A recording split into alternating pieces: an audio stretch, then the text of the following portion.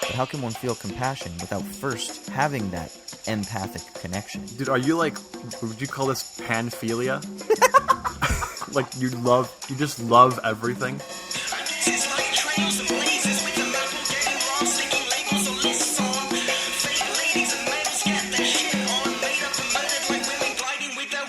Well, hey, welcome to another episode of Owls at Dawn. We are just two dudes from Southern California who studied philosophy, politics, and religion around the world and decided to start a podcast where we could bullshit with impunity. I am Austin Hayden Smith. And I am Troy Polidori. We are going to get into it with a two-part episode. This will be part one of a two-part episode, unless we run out of things to say and we cover everything in this episode now. But we're anticipating it to be a two-part episode. But before we get into it, let's start off the podcast the way we start off every episode, the Shitty Minute, where one of us rants about whatever it is that's pissing us off from this week. Troy, your turn. Go. Okay, mine's a very highbrow Shitty Minute this week. And that was about an article I read in the Business Insider, citing I believe it's called the Harris Poll Equus Study, something or other like that. And apparently they do these large-scale studies of media and consumer interests and stuff every year.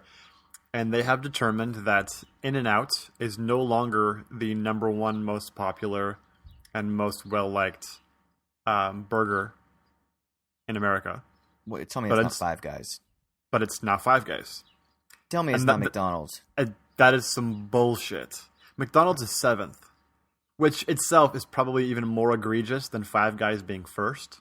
Because so what's first? Nobody thinks McDonald's is good. Five Guys is first. But McDonald's being 7th is even more egregious than that, I feel like, because McDonald's burgers are categorically not good. Nobody thinks they're good. Nobody thinks that. No. 5-year-olds eat them because that's the only one that they know, and then they immediately graduate to whatever other burger they have as their favorite because it makes McDonald's taste like shit in comparison. 5-year-olds eat them because of the advertising and marketing campaigns that say, if you get them when they're young, you got them for life.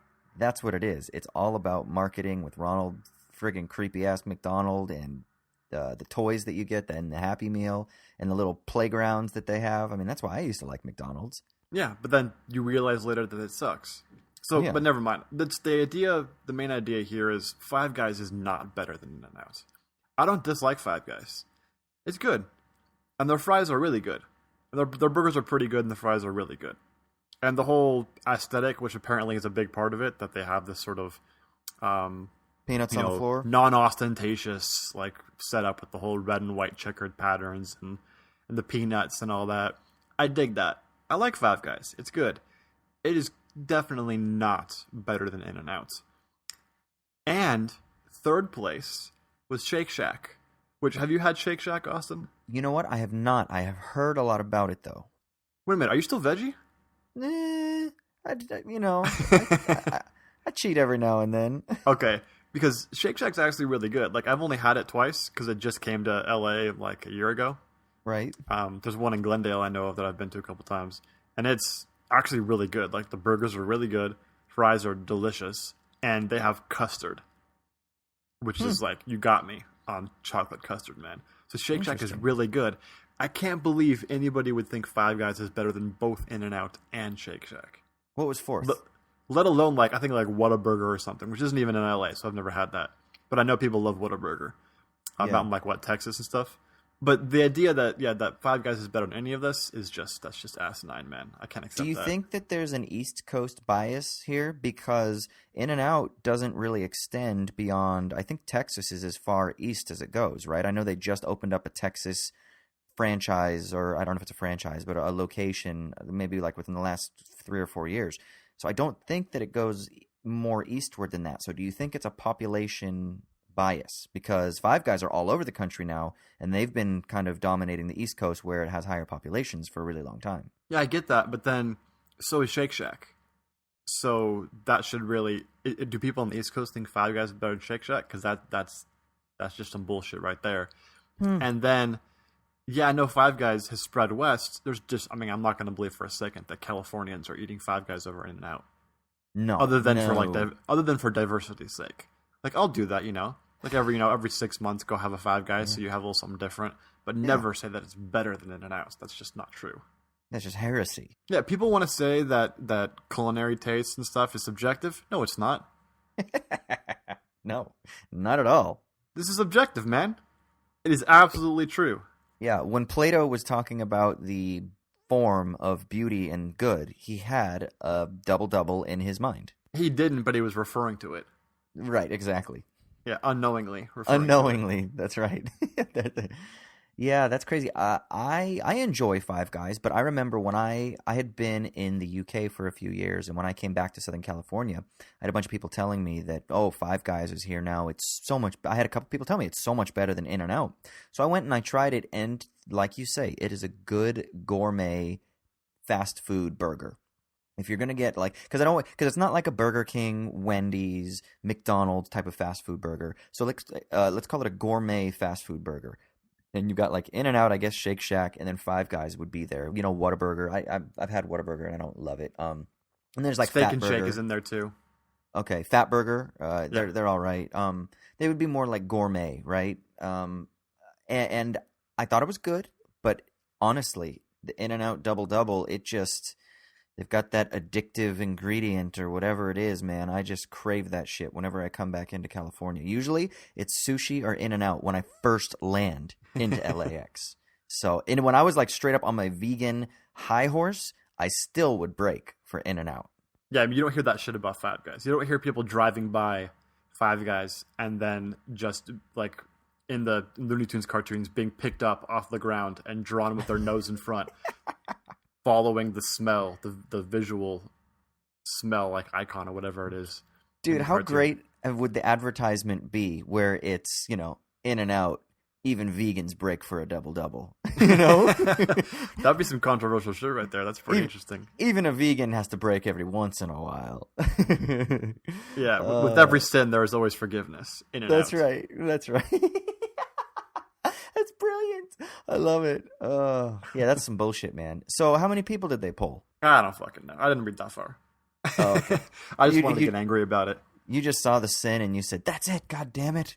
Yeah, I just don't believe for a second that, based on my own anecdotal evidence, which of course is the best way to conclude scientific studies, of course, that people actually prefer Five Guys to In-N-Out. There's some variables there that are off. Have you ever been around anybody that said they didn't enjoy In-N-Out? Or they just didn't get it? Yes, but they're trendy hipster fucks. Right, okay. Yeah. So they don't like In-N-Out because they like, the local burger joint pop-up thing. I will say this, the best burger I've ever had in my life is from a place in Fullerton. I think it's called, oh shit, what it's called? Oh, I forgot what it's called right now.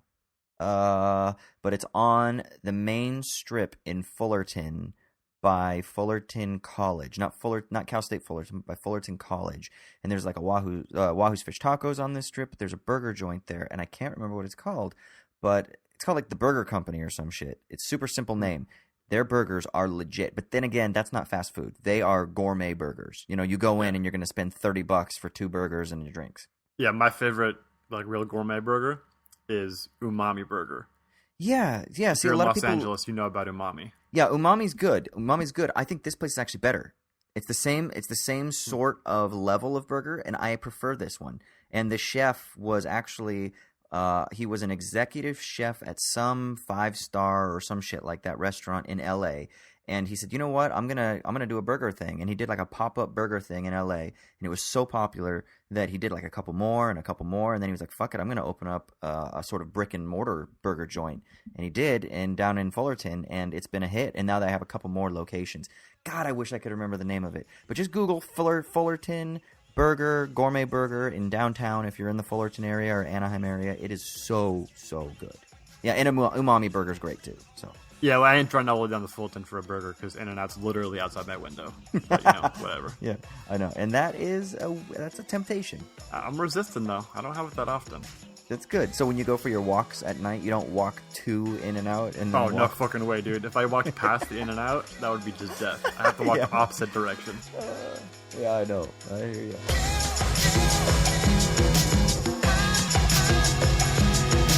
All right, so for our main segment today, we're talking about empathy and maybe a little bit of utilitarianism, although we might get into that more philosophical side in the second part of our episode. The prompt for this was an article written by Jesse Singal in the in New York Magazine, the Science of Us section, titled "Why Empathy is Bad." And this is all referencing a book by Paul Bloom called Against Empathy, which is a pretty popular book. I don't think we talked about it before on the podcast, but Austin and I, we've talked about it previously. I think before. you may have mentioned it. I don't Possibly. No. In anticipation of maybe doing an episode. Well, maybe. And so the argument basically says that empathy is bad, as the title suggests.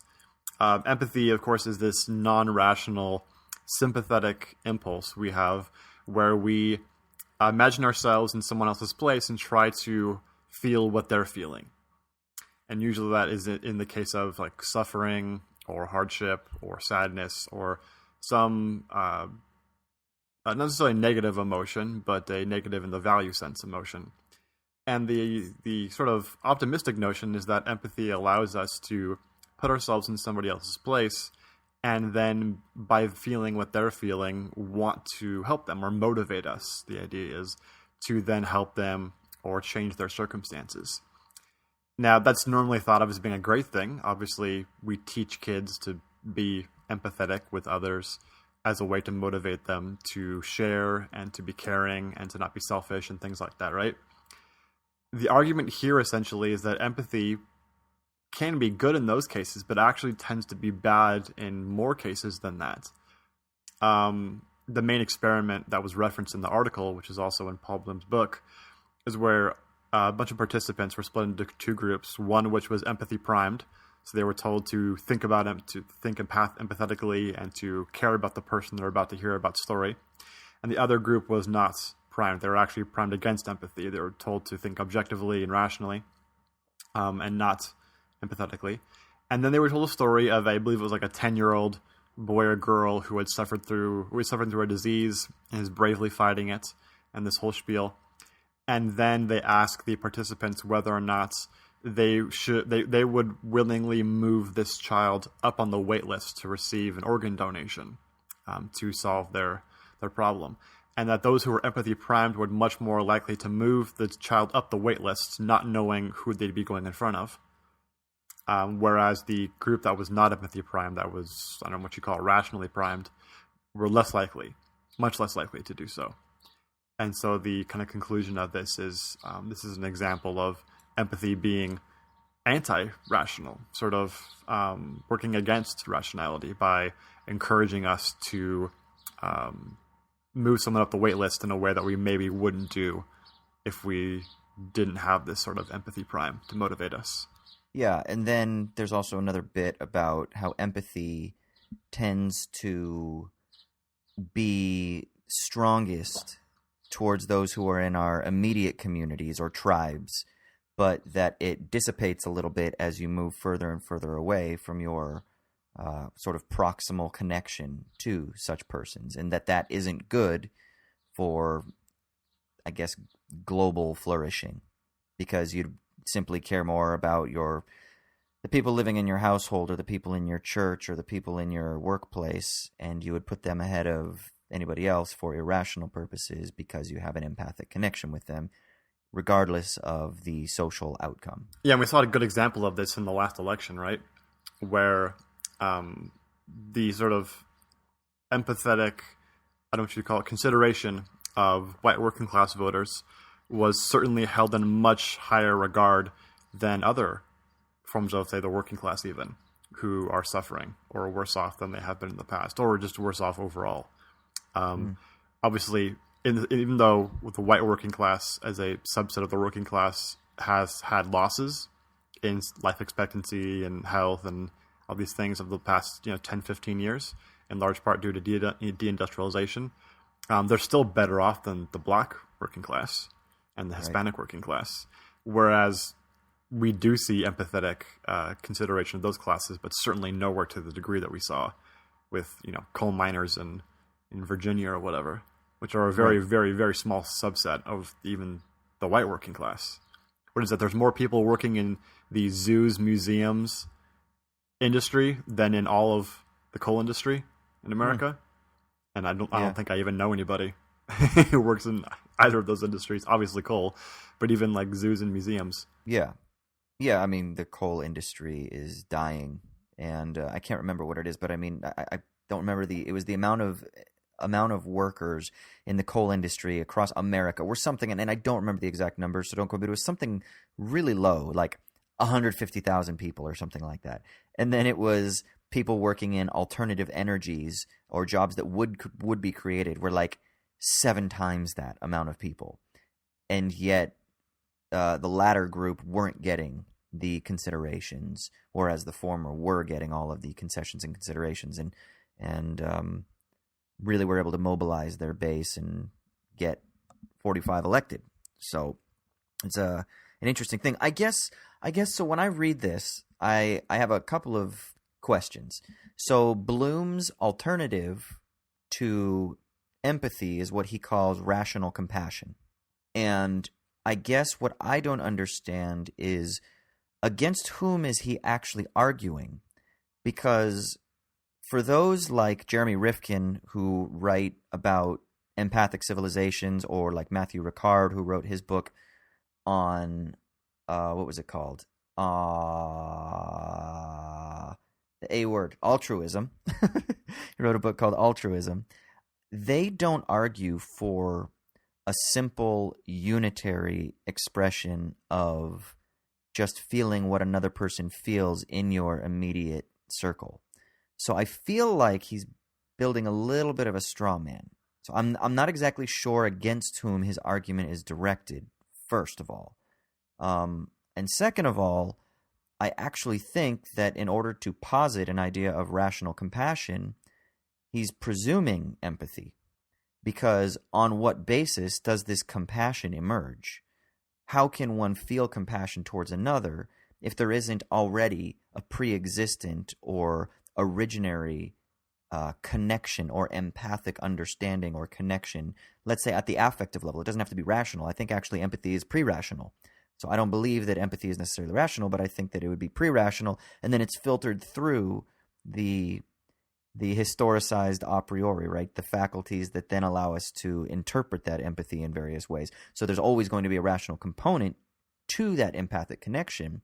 So for me, I kind of feel like he's kind of presuming empathy in his idea of rational compassion. And then at the same time, I feel like his notion of rational compassion is a bit of a straw man, because all of these other figures who are positing empathy as being a bedrock or a launch pad from which ethical communities can be built, I don't think that they're just being entirely irrational or emotional, devoid of rationality.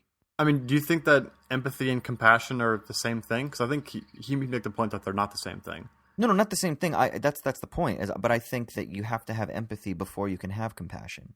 Okay, so it's a prerequisite for compassion? Yeah, I think it's a precondition for compassion.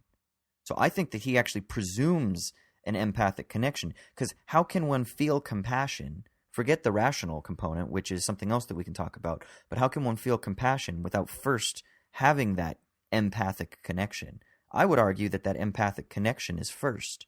And then you can feel compassion for a person. Because compassion is the feeling of the affective experience of empathic connection. I mean, you can tell me about this, but I'm not arguing for this position or anything, but isn't Spinoza's idea of compassion this kind of enlightened hedonist, where you want the flourishing and betterment of others actually in large part because it helps you? That's kind of a compassion that's not based on empathy, isn't it? Because you don't necessarily have to feel the negative things that are the negative affects that are happening to other people to then want their flourishing and their goodness. You don't think so? See, that's what I wonder, because that's actually Paul Bloom's argument, right? Is kind of that's what he makes, is he does say that compassion for him is the desire for others to flourish. So, but then my question is why? Why do you want that? And I don't think that his utilitarian calculus doesn't justify compassion. It justifies some sort of pragmatic social ordering, but I don't think it justifies compassion. So why would I want other people to flourish? On what basis? And that's where I argue. I think that he presumes some sort of empathic connection, because I would argue you would only want somebody to flourish if you already have that feeling, that similarity, not the sameness, but that similarity of the what it is likeness to feel joy or pain or sorrow, or that idea of flourishing or happiness. And I think that's the bedrock. I mean, that's kind of where I would start from. Yeah, I mean, I guess I feel like we're talking about two different things here. One justification and one causation. Yes. And that the idea of, can you intellectually justify a need for compassion by itself via the utilitarian calculus? I agree with you. I don't think so. But in terms of causation, I don't see any reason why you can't have compassion without empathy as its bedrock. I mean, at the same time, why wouldn't it be reversed? Why wouldn't wanting the flourishing of others then make you feel bad when they don't have that?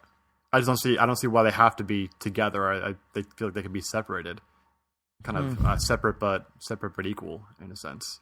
You see, I'm not sure that you can invert the binary relationship. I'm not sure that compassion could undergird empathy, because for me, from the way that I would like to think about empathy, is that it is that sort of, I don't want to say immediate, because I don't know that I entirely buy an idea of any sort of immediacy, but let's say that it is a very close and maybe the most basic mediated relationship or mediatory entry into a reciprocal relationship with another. Empathy is, you're saying? I believe so, yeah. Because I believe it is that connection. It's not immediate, it's always mediated. I don't believe in immediacy. So in this sense, I would agree that you can't just have empathy without rationality, because I think that things are ultimately going to be mediated through language or through culture or through the various significations that condition that reciprocal relation. So it's always going to be mediated. It's going to be mediated through language. It's going to be mediated through the codes of society. It's going to be mediated through the material conditions that we're thrown into.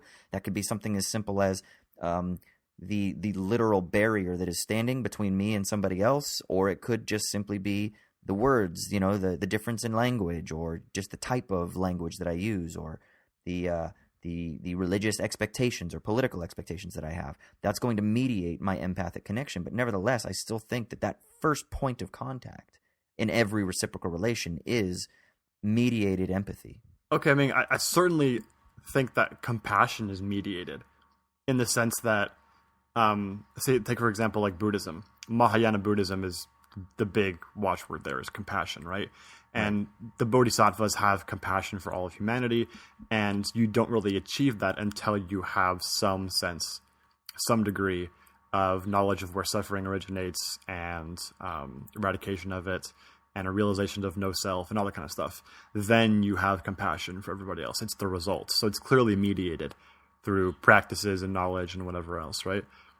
I feel like I don't see why empathy would be different. It's obviously different than compassion, but different in terms of mediated to the same degree, in that you have to see somebody as similar to you.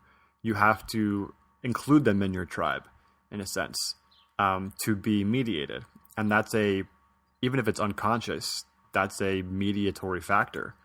Right. I don't have empathy when somebody kicks a rock, because even though the rock is affected and maybe even damaged by that kick, I just don't give a shit. A lot of people don't have empathy for animals because they feel like animals are property and don't suffer. If they're suffering, if they do suffer, it doesn't really matter. Whereas a lot of other people do have that's empathy for animals. Like, and psychopaths don't have empathy for human beings. For anybody, yeah. But that's probably a different issue. But so what we're talking about here is we're talking about gradation and variation, or different levels of intensity, right? So I agree with you 100%.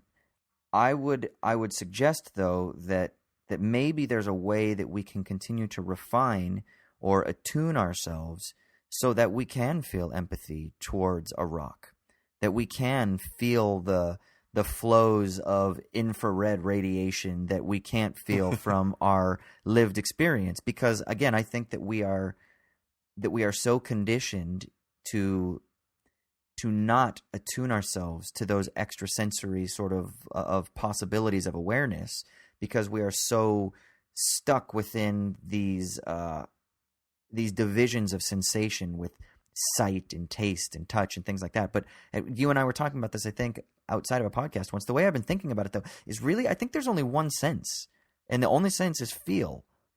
Because even when I'm seeing something, really what I'm doing is I'm just simply feeling photons in a particular way that are hitting my organ, my ocular organs in a particular way, and then that is transmitting other things into my brain. So that's another element of feel, and then whatever the fuck's going on with the neurochemistry in my head that's lighting up various parts of my brain, and then you have memories and images and all these things that are in there that are all sort of swirling around. All of that is feel, and at the same time, I'm sitting in this chair right now, and I'm my embodied, extended consciousness is feeling this chair. I'm smelling smells, and I might not be aware of the smells that I'm smelling, but I'm still smelling, and by smelling, I'm feeling these particles that are going into my nose, and whenever I taste things, I'm feeling things. So it's all feel.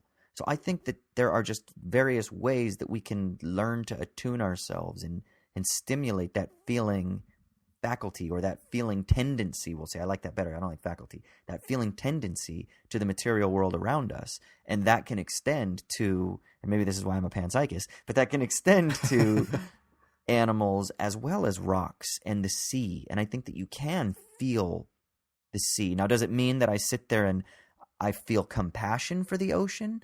No, maybe not. Because compassion is that I want its flourishing. Well, I might want the ecosystem of the ocean to flourish, but do I want a water particle to flourish?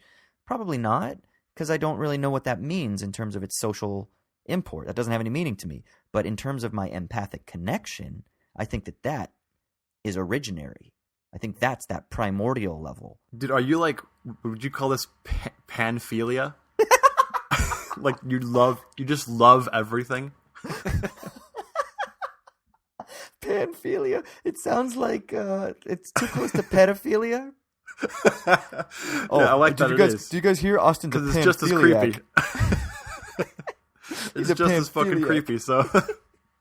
Oh god. Okay, well, wait a minute. Let me. I got like a series of questions here. Okay. Shit. Where do I go to first? So one, this is definitely like your panpsychism on steroids. Yeah. Are you like a Jainist on steroids? I mean, you know what? Like, I could get down with some Jainism, except I'm not going to wear like a fucking mask over my mouth so that I don't accidentally breathe in a gnat. I love the Jains. They, I think the best anecdote that I heard about the ones that are like the hardcore monks, ascetics, is they literally will wear like a mask over their mouth because they don't want to breathe in bugs, and they walk with like a little broom in front of them because they don't want to accidentally step on an ant or something like that. I mean, you can't walk through grass or gardens and stuff. Yeah, because you'll step on a bug on accident, and then you got plants too and shit like that. You don't want to step on grass. No, I wouldn't take it that but far. But you're like I can't even walk on sidewalks. Right, exactly. That's why like, you step on a crack, you not just break your mother's back, but you break the rock, the cement. Well, thankfully, you actually never touch anything. Yeah, I mean, have you ever heard of electron overlap? It basically is this idea that you actually never are touching anything. And so you're actually hovering at all times because electrons, they actually prevent the nuclei of atoms from actually touching. So really, when we touch things, we're not actually touching them. What we're doing is we're just experiencing the sort of magnetic reaction, or the magnetic, what was it called? Repulsion, I guess, the magnetic repulsion of the contact of all of these various atoms. So technically, we are just floating. What was that O.J. Simpson's defense? I can't remember exactly. No, okay. So jokes aside, the difference is, again, that level of compassion. So empathy, I think, is that connection, that most basic of mediatory connections. I'm almost inclined to say immediate. I'm almost inclined, but the thing is, I'm just not sure I like that level because I believe in sort of a network relational ontology.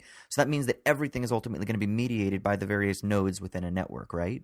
So, because immediate, it feels like that's what I want to say, but I want to be as technical as possible because immediacy implies that there is no mediatory relations whatsoever. And because I want to espouse a relational ontology, a network ontology, I want to argue that I think that everything is ultimately mediated. So, but I will say that I think that level of basic material reciprocity, I think that's what I mean when I talk about empathy. And then I would say the feeling that emerges from that for flourishing or for somebody else to have shoes because they don't have shoes or clean water. That, I would say, is compassion. I think that comes from empathy, but I don't think that is empathy. I would argue that I think empathy is that pre-existing condition. Okay, but I mean, the empathy is like categorically a limited resource. I mean, you run out of empathy and have depletion of it. So, I mean, like one of the reasons doctors and nurses do the quick shot. You know, whenever you get a shot, they do it real quick to get it over with. Yeah. You actually ask doctors, and studies have been done, doing a shot really, really slow actually is less painful than doing it quickly in terms of quantity of pain experienced. The reason doctors and nurses actually do that is because they can't deal with it. If they have to watch somebody have a little bit of pain for a long time and then do that over and over again, that depletes all of their empathic resources. Whereas if they do it quickly, it's over with, and then they can feel that empathy for a second and then let it go away. And that's much easier for the doctor and nurse to not be exhausted and be depleted of those resources. So that just seems to me like whatever empathy is, whether it's heavily mediated or only limitedly mediated, it's a depleting resource in a way that you probably wouldn't want to base your maybe your personal ethical decisions. You can do that to a certain degree because there's fewer of those, but certainly like policy provisions and candidates you support and organization of society and all that kind of stuff. That seems like, would you really want to base that on a scarce resource? Yeah. Well, I mean, I would argue that everything is a scarce resource then too. So is rationality, right? I mean, there are ultimately limits and things like that. But I wouldn't base policy decisions on it. I would argue that it's the necessary, like the foundational necessary condition, but it's not sufficient. And so that's where I do agree with his idea of rationality being important. And I do think that human beings will always incorporate some level of self-reflective, constructed signifiers. They'll attach those, or they will filter that empathy. But my point is that this is what I don't understand the argument that Paul Bloom is making, is because I think that he is presuming a primordial or a primary condition that he's then trying to argue against, because he's building a case against what I would call emotional contagion, not empathy. And this is what a term that I derived from Matthew Ricard's work, altruism. He is a Buddhist monk, and he was a neuroscientist before this. He's French. And he's the guy that they call like the happiest man in the world. You know, they have that happiness scale or whatever, and he scores like, it's like 0 to 1, and if you're like a 1, you're like crazy happy. He's like a 1.4 or some shit like that. So whatever the fuck that means, I don't know how much I trust any of that shit. But I wouldn't trust a person that has that kind of a score. I barely trust you. I mean, he's too happy. Yeah, I know. So I don't understand that score, and I don't really care. But the point is that he makes a distinction from the neuroscientific perspective between what he calls emotional contagion and empathy. And for him, emotional contagion is the inability to distinguish between yourself and another in that immediate connection. And he says, and you see this a lot of times with mother to children or with children to mother relationships. But you'll see that where it is, or in like lover relationships, where it's like you literally feel what that person is feeling.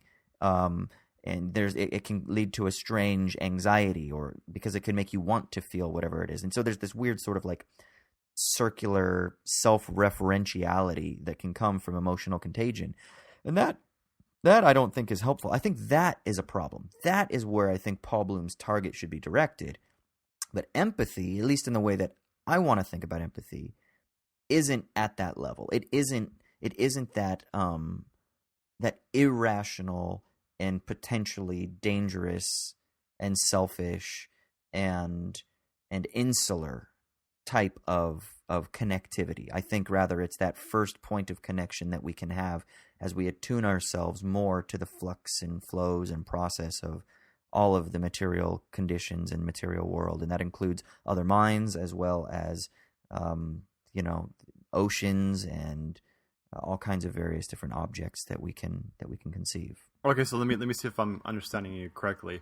Are you like positing basically there's this ontological undergirding relational ontology, that every thing and every object is constantly related to everything else. Everything else is having sex with everything else at every moment. Yep. To use a metaphor.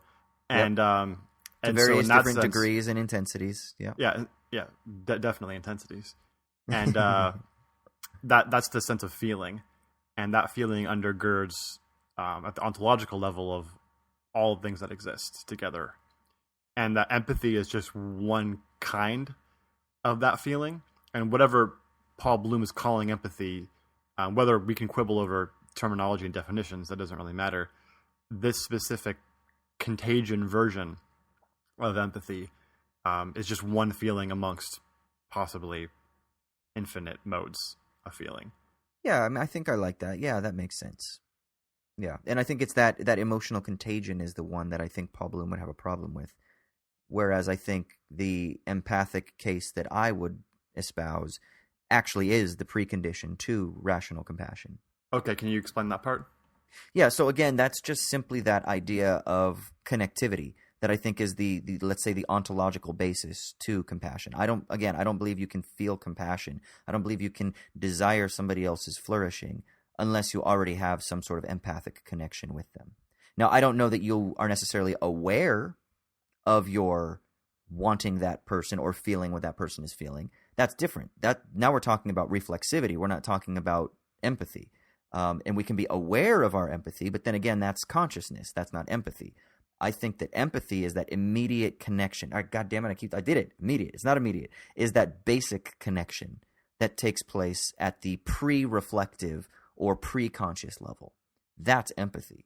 And then that is what can turn into compassion. That is what turns into our ability to desire somebody else's flourishing. That is what is the precondition to me saying, oh, I can understand you because I can feel what you're feeling.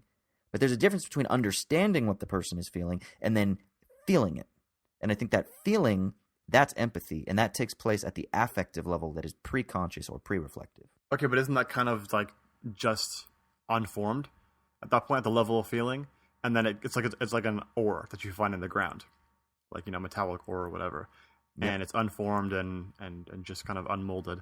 And then you form that into either a thing like empathy as Bloom is using it, or compassion as Bloom is using it, or whatever other else, or the kind of compassion or you're hatred or about. Contempt or anything. Or anything else. So it's kind of, it becomes alloyed with other things when they're Yes. mediated. And so it's just, we're talking about how do you take this undergirding ore of feeling and alloy it with certain things so that it becomes this formed actual, I don't know, what's the word that you call it? No, I get what you're saying. Yes, that's exactly right. How would you, and then I think the challenge then becomes is how do we build better systems of filtering or alloying?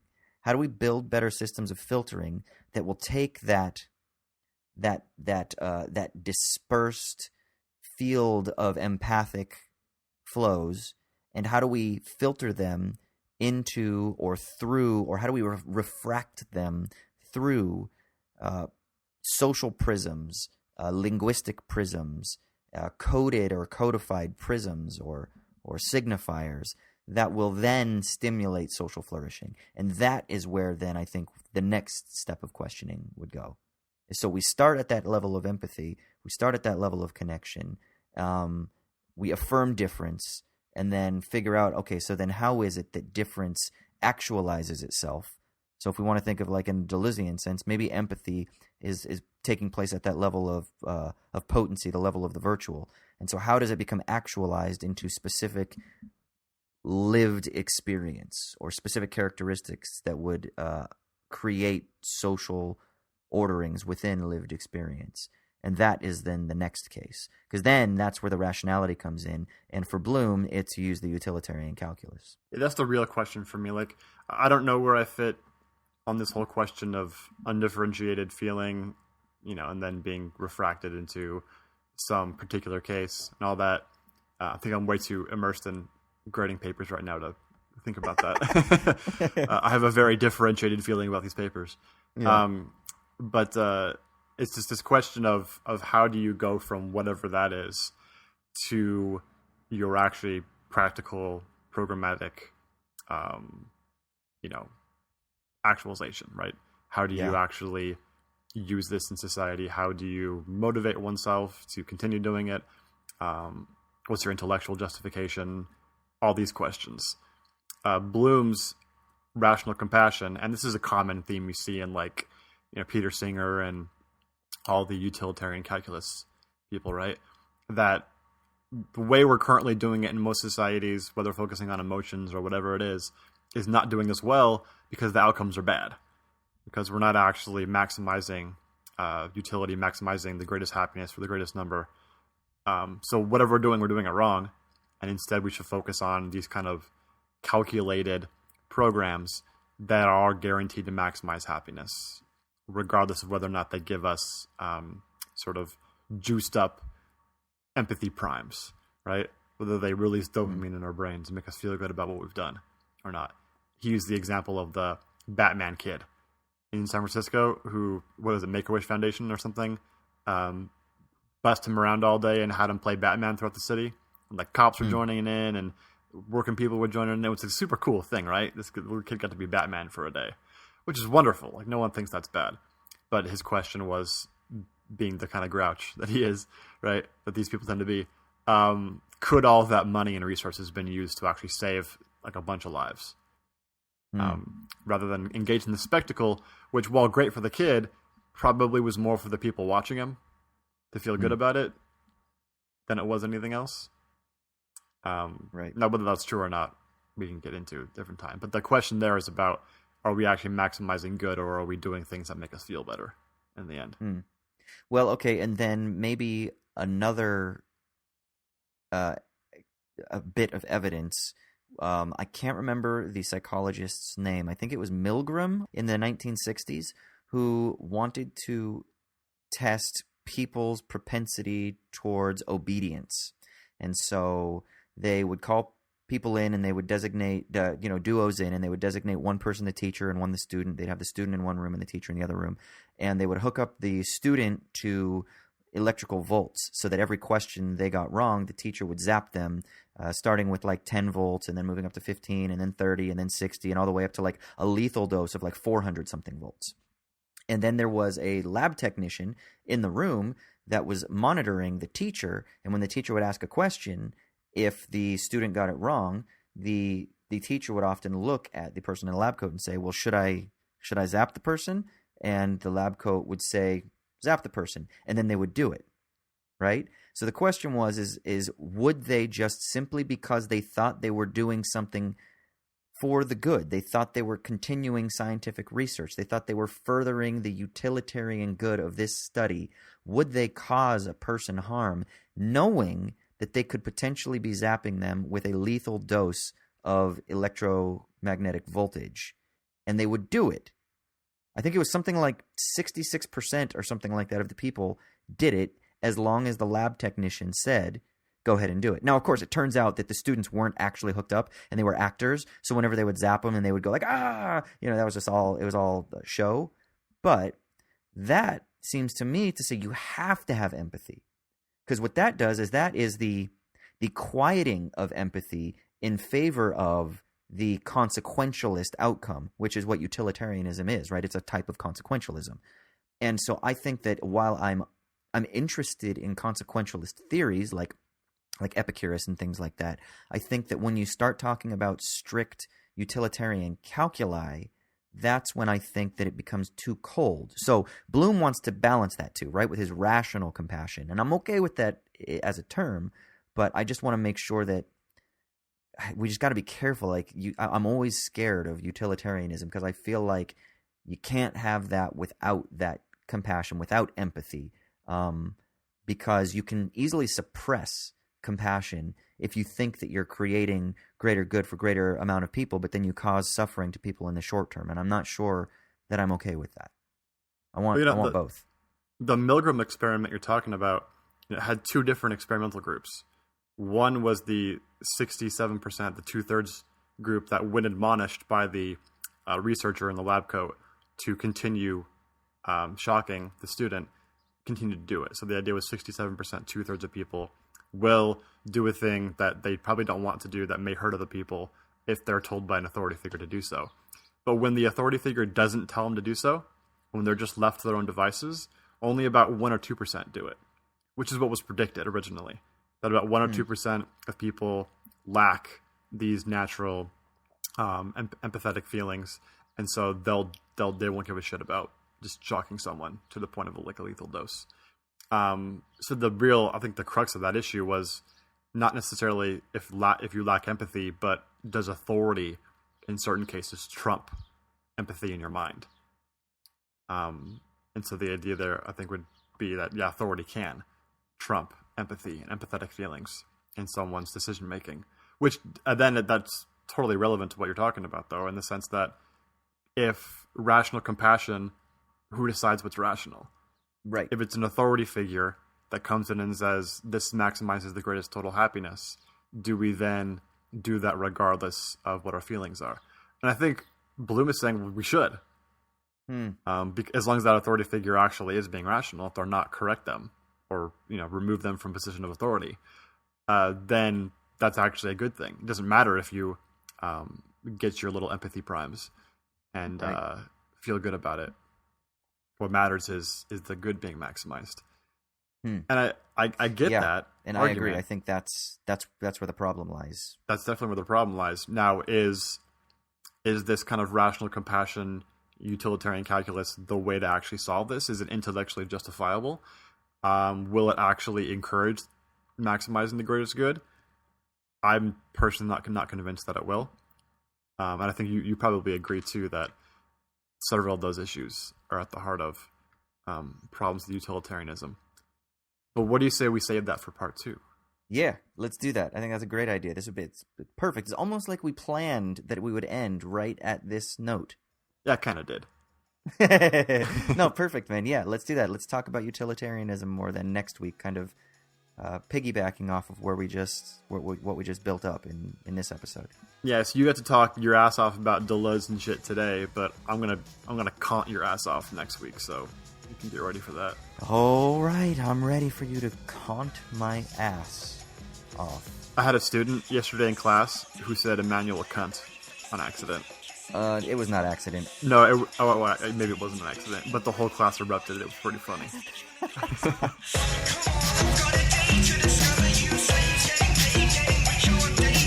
All right, so our next segment is the Sticky Leaves segment, where one of us talks about what's really giving us meaning in a meaningless universe. And Austin has it this week, so what do you got for us?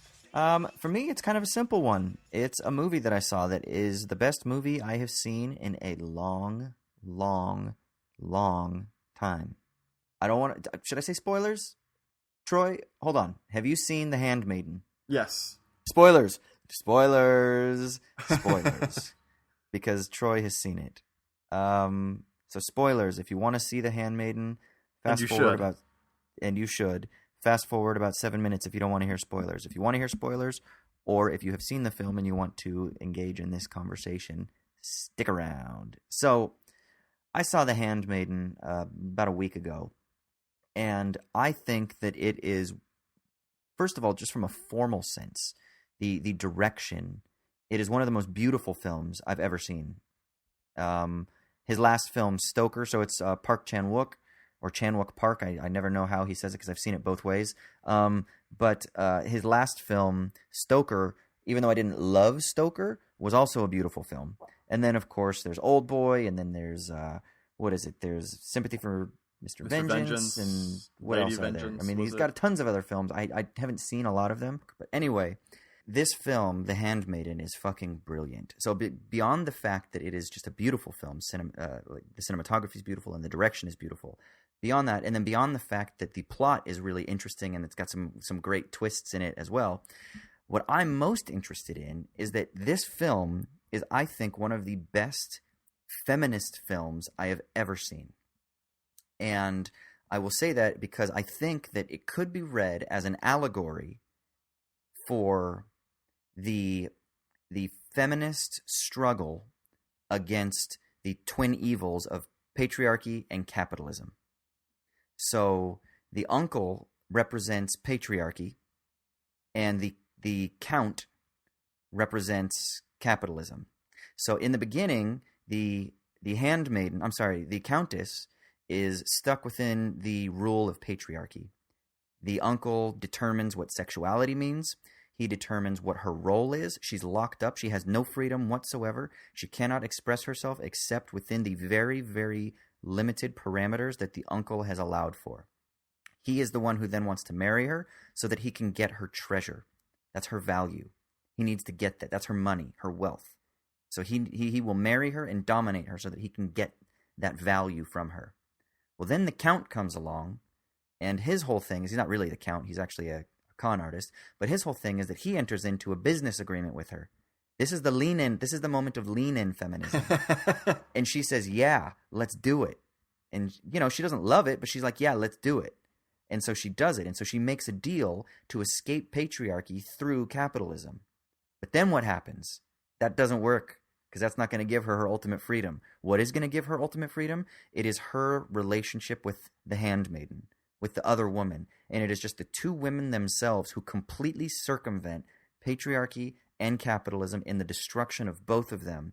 And they erect themselves just pure positive notion of femininity, not a negative notion of woman as being distinct or over against or different from man, but just a pure positive notion of what it means to be feminine. And so that's what it does, is it presents a positive notion of the feminine in overcoming patriarchy and capitalism.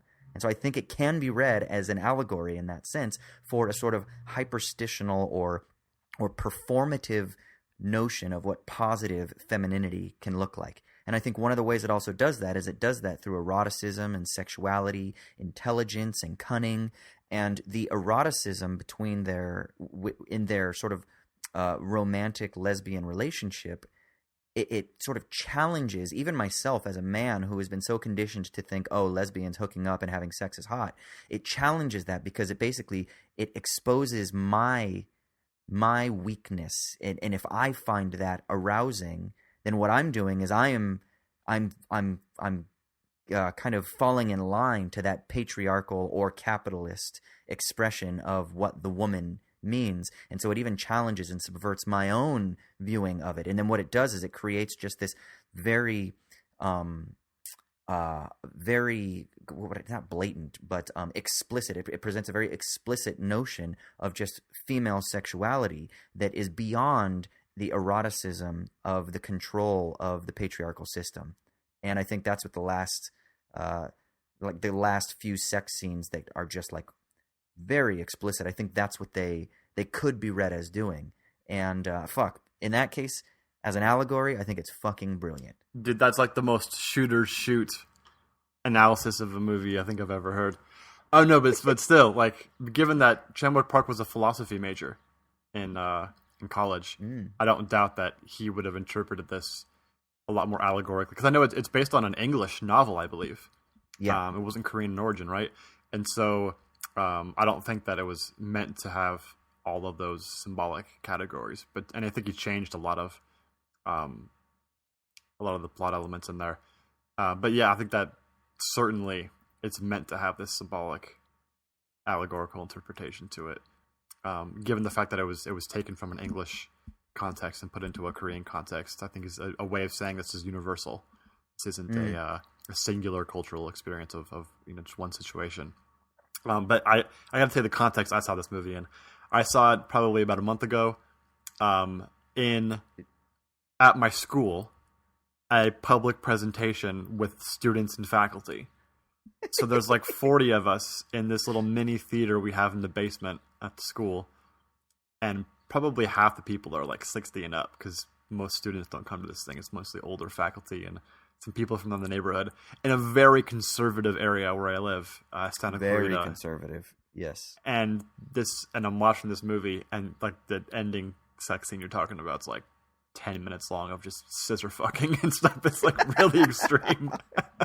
Yeah, dude. And it's so awkward. Oh my God. So I had to, maybe that's even better, that I had to experience the awkwardness of it, not just as a man, but amongst a lot of other people who, all these ideas made uncomfortable.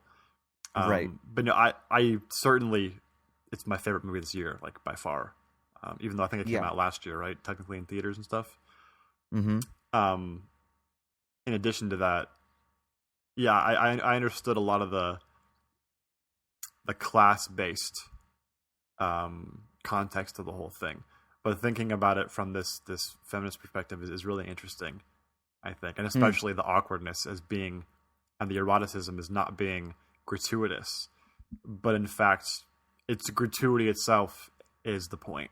Yes. Yeah, because it's supposed to subvert the idea of gratuity, because it's going to challenge our sort of prude notions of sexuality as being these things that are hypersexualized or that are used for the titillation of others to enjoy. Whereas if you look at them from like a sort of immanent perspective, that immanence of positive femininity, then it isn't gratuitous or erotic in the way that we would think of an erotic thriller. I've seen this film like given the genre of erotic thriller, and I think that really does a disservice to the message of what this is doing. It's only an erotic thriller if you can't break your own acceptance of certain notions of sexuality on screen. If you can't let go of those, then it's an erotic thriller. But it's so much more. It's also just a damn good film. Like the huge twist in the middle. It's dramatic. It's thrilling. It's hilarious. It is. I don't want to talk about it, but the way that the Korean con man, the way that he goes is, it's straight in Chan-wook Park's like old boy vengeance, Three Extremes style. It's tough to watch, man, and it's ridiculous. Yeah. It's a great movie, man. I mean, I really hope that it's not going to be popular just because it's super long and it's Korean, obviously, and doesn't have that visceral nature that, say, Old Boy does. But it's just as good.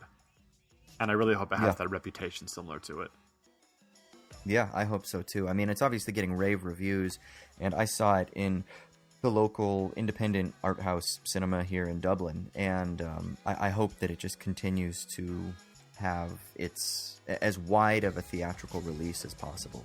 And if you're listening and you haven't seen it, go fucking see it. It is amazing. It is really fan-friggin-tastic. Yeah, I want to reiterate, you don't have to like see any symbolic allegorization going on to enjoy this film. It's just a straight up like good film on its surface too. Like you can't not like this film. Agreed.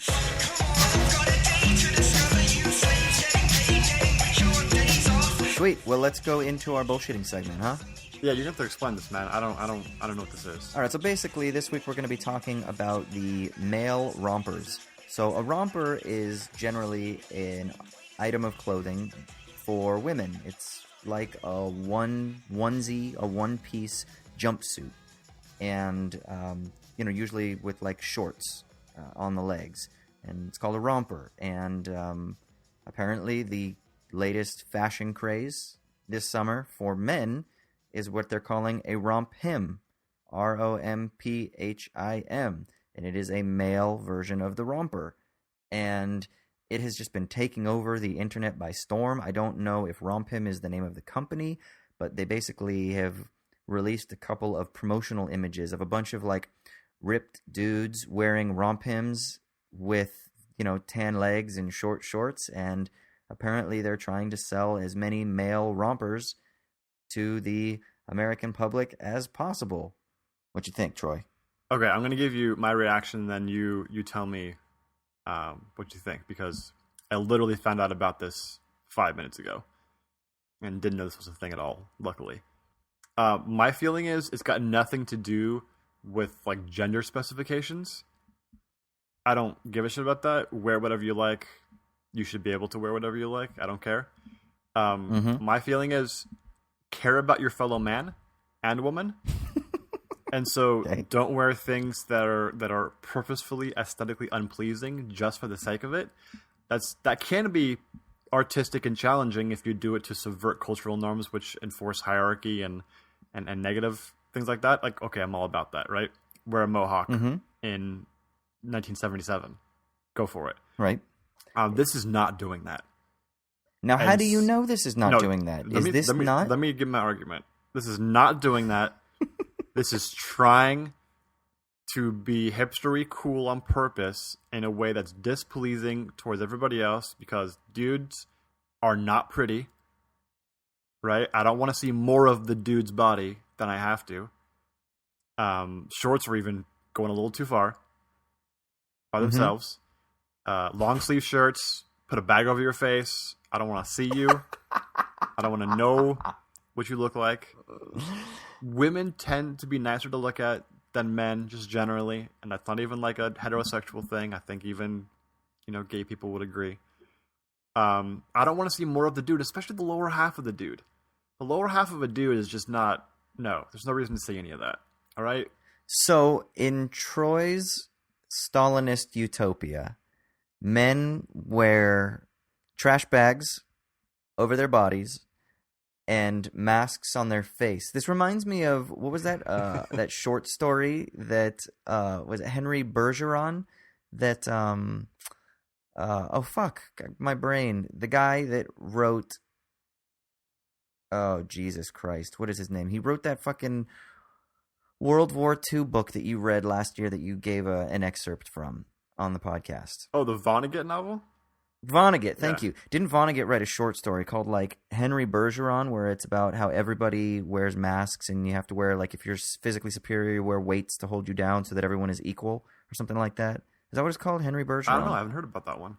Oh, I can't remember. It's really good. Anyway, the point is that people wear like masks and shit like that because everyone just has to be equal. But this kind of has like a weird sort of future dystopian thing. So in your Stalinist utopia, when you are the the autocrat of the world, dudes just wear trash bags and masks over their faces, but women are allowed to wear rompers. Okay, this is my Handmaid's Tale. I think this is a better analogy.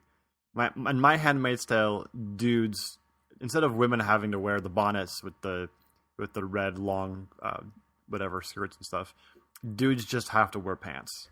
Okay. And like if it's 90 degrees or over, dudes can wear shorts past their knees. What if you're Greek and you have like a really nice tan and just that perfect amount of leg hair, where it's not offensive and you look like a bear, like a Russian? Like Russians are really hairy, so maybe they can't wear tank tops because they got hairy backs and hairy legs. But if you're like Spanish or Greek, I know sometimes they can be hairy too, but I'm talking like the perfect tan and then the perfect amount of leg hair. Will you accept that? No, I mean, like I said, okay, you know what? Shorts are going too far for me, but I'll acquiesce and say that they're okay for the sake of everybody else who may like them. I'll give that. I'll sacrifice what about for short the greater shorts? good. What if you have really, really nice quads? No, nice quads are not nice to look at. Okay. I don't give a shit about that. So then you must really, really hate watching 1980s basketball footage. I mean, only in that it's ridiculous watching it now. So it has that kind of like aesthetically absurd quality that's almost okay because of how short they are. Yeah. Here's my proposal to the NBA. And I believe that it has to be a team that's cool, like, the Cleveland Cavs, or it's got to be someone like Russell Westbrook, who already has a keen fashion sense. I think they should change their uniform to the romper next year. Just have it be a romper uniform. A onesie uniform. You would never have a problem with tucking it in again. That's right. That's right. And then it would be super fashionable. Westbrook would fucking love it, I would bet you can't like move your hips as much, right? In a onesie, though? I don't know. I mean, it could be made of the same material that jerseys and things are already made of. That kind of stretchy... What is that fucking material? Is that nylon? Yeah, I think so. Yeah, some sort of stretchy nylon. It doesn't have to be cotton and thick. No. What do you think? Like, would you wear this shit?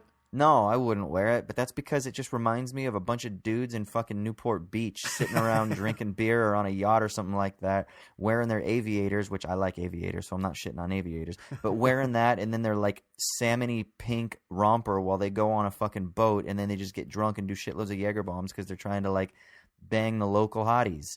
So that's, to me, I associate this romp him with that lifestyle, and that lifestyle to me is not the life I want to live anymore. And you know what I think you need to understand, Austin, is that correlation equals causation. It's the romp hymns that are causing them to be douchebags. They're converting people towards douchebaggery. Oh, it's like that saying, change your hairstyle, change your life, change your outfit, change your outlook on the world. Change your douche level. I feel like we need to be like fashion messiahs and bring the gospel of alternate outfits to them.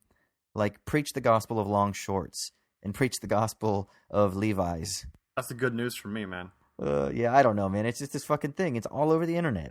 I saw an article where it was like someone saying, this is the fashion, I guess, the hot thing for this year. And the person who wrote the article was saying, and I'm not mad at it. So, I don't know. It's fucking crazy huge. It was like the number 2 trending thing on Google the last couple days. I'm just glad I'll never have to think about this again after this. Until you see one in public this summer. That's not gonna happen. I guarantee. Listen, if you're listening out there and you have bought a romp hymn and you disagree with our assessment on this, please feel free to tweet photos to us at owls_at_Dawn.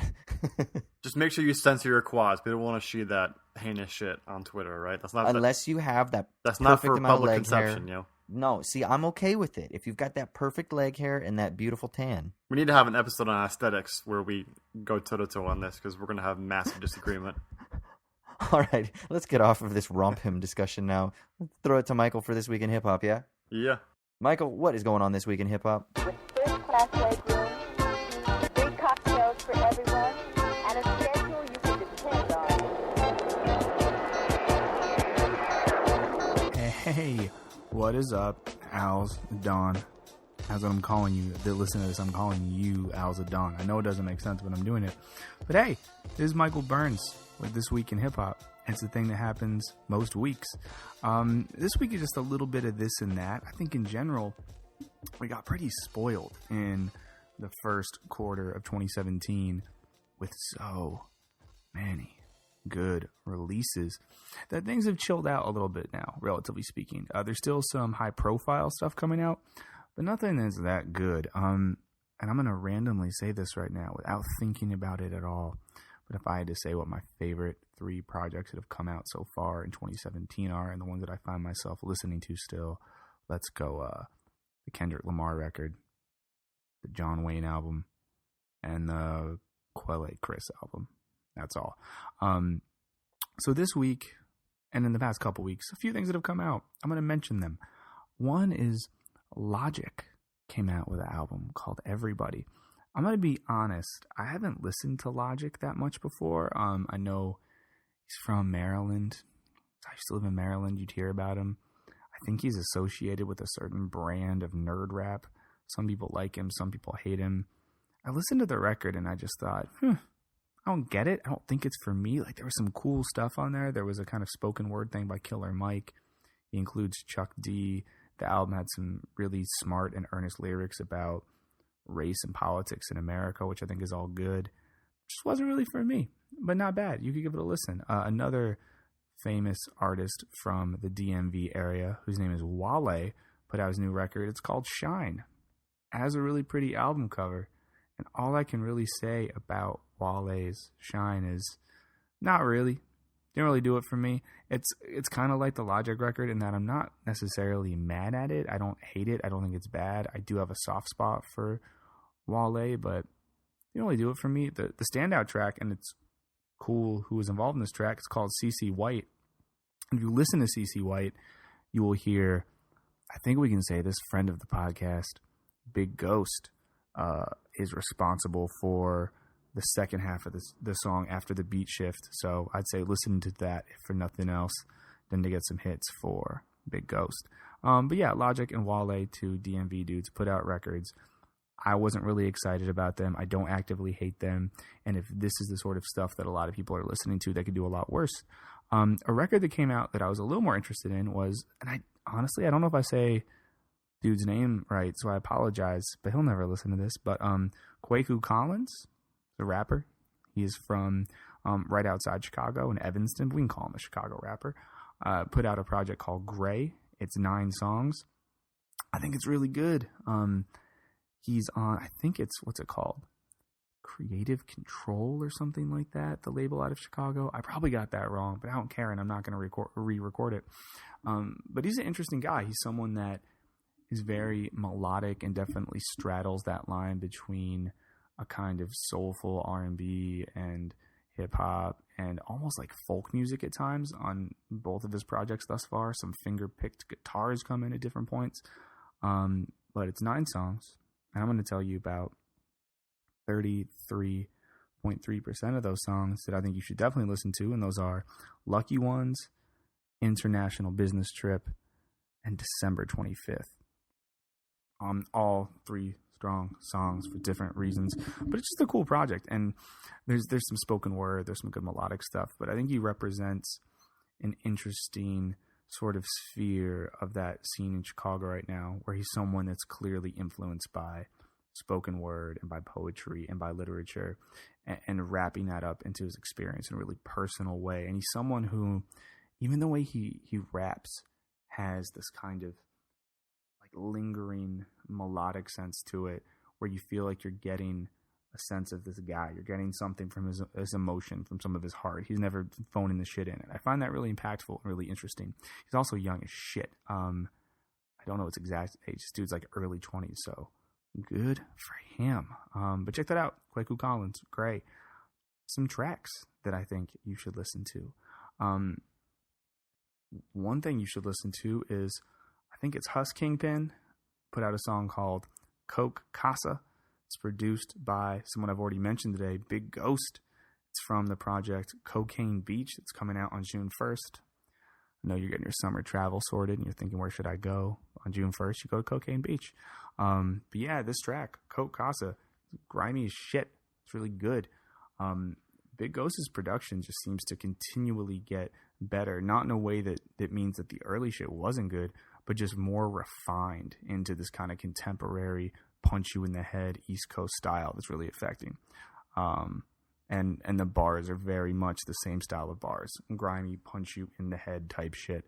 So if you're sitting there right now and thinking, oh, my life is too easy, I'm too quiet, it's too calm, I wish someone would punch me in the fucking head, there's your song. I did it. I gave it to you. That's great. Another track that came out recently that I just think is really fun. We've already talked about this. Kareem Riggins had a record come out this year. We talked about it in this podcast. But Homeboy Sandman released a track where he's rapping over some Kareem Riggins. It's called Pina Colada. We have one of the most prolific and gifted people who is currently rapping over some music by one of the most prolific and gifted musicians and producers. It's not wrong.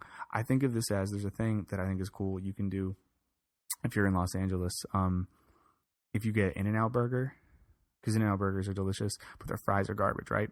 So what you do is you go to In-N-Out Burger and you get your burger, and you could drive to Chick-fil-A and you get Chick-fil-A fries. So you get an In-N-Out Burger and Chick-fil-A fries. And I'm saying that Homeboy Sandman and Kareem Riggins are like that. You put them together, it is like an In-N-Out Burger with Chick-fil-A fries.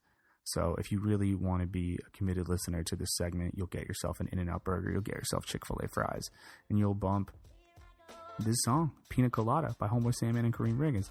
That is all for this week. I hope you're having a good one. Hope you're enjoying life, and hope you're making like relatively good decisions, because stakes is high and the world's terrible. But back to the pod. Shouts to Austin and Troy. See you next week. As a bird, you scarcely realize you are traveling. All right, thanks for that, Michael. Hey, Austin. Yeah. Would you go and get an In-N-Out Burger and Chick-fil-A fries? Brother, I feel like this is serendipity. We were just talking about this shit. Now here, I remember everybody was boycotting Chick-fil-A. Why was that again? Did they like fund money for Prop 8 or something? It was something like, they're open on Sundays and they're Christian family owned, I believe, right? There was something about hiring gay employees or something. I don't remember exactly. I don't want to speak out of turn. Yeah, I can't remember what it was, but it was something. So I don't know, man. I will say this: I have tried Chick-fil-A and it's good. I mean, it's not. Fuck it. If I can't have Chick-fil-A, I'll just go to El Pollo Loco if I really need fast food chicken, right? Like if I really need. It's fast the fries food though. It's the waffle fries that are special. Are they? Yeah, I guess, man. I mean, whatever, dude. I'll take it or leave it. Did you remember when we were in college? I don't think you were part of this troop, but a bunch of us used to do what we called Tour de Fat Ass. Nope, I was not. Where you'd go to 5 different drive-thrus and get something off the dollar menu from each.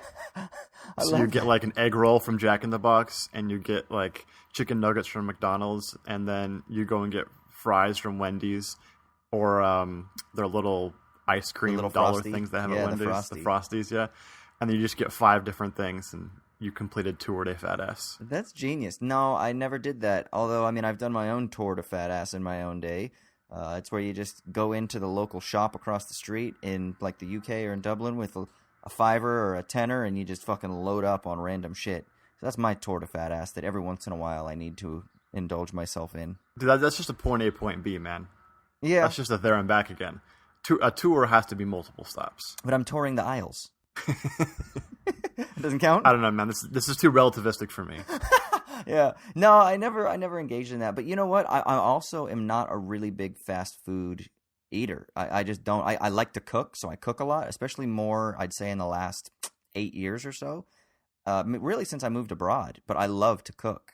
And I enjoy, eating fresh and shit like that. I know that's lame and blah, blah, blah, blah, hippie shit. But for real, dude, I actually really enjoy it. It's almost therapeutic. Like right now, I'm actually doing a little bit of cleaning, right? Right before you called into me.